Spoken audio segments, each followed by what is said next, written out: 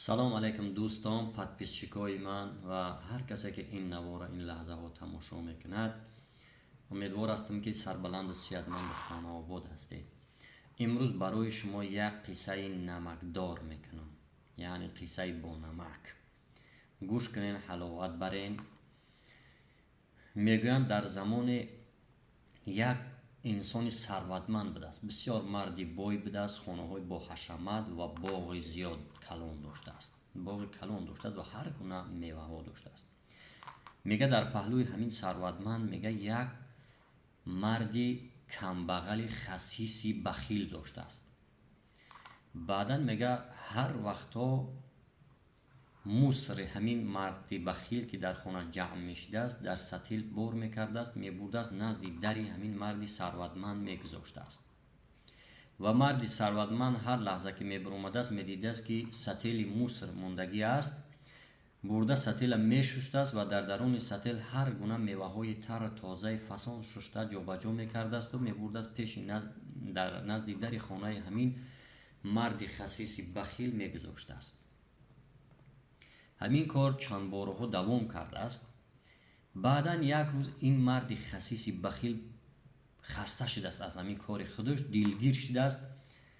فریاد کرده است مردی ثروتمند، گفته است این چی عمل است که تو انجام میدی؟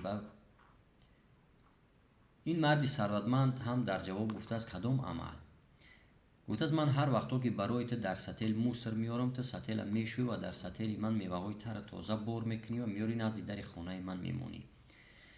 بعدا مرد ثروتمند چی جواب داده است؟ گفته است که هر کی در دل چیزی که داره همون میکیه، یعنی در دل تو همه بخیلی و خسیسی و اون چیزایی هست که به مثل همین موسرای خودت هست و در دل من این گونه چیزها وجود نداره. به همین خاطر در دل من چیزی که هست من همون میتونم.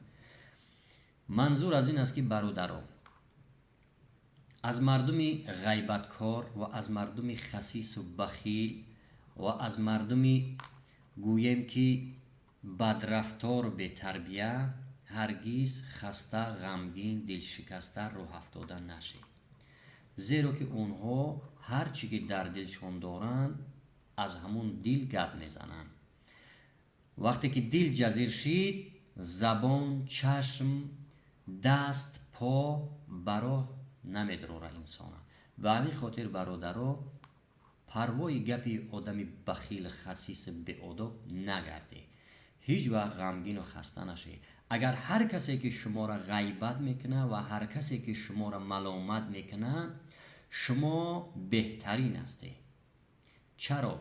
زیرا که هر کسی که بهتر از ما است اون برای ما وقت نداره که ما را غیبت و سخنهای بد و ملامت بکنه. هر کسی که از ما پست است و هر کسی که ما را بد میشماره او از ما خودش بدتر است.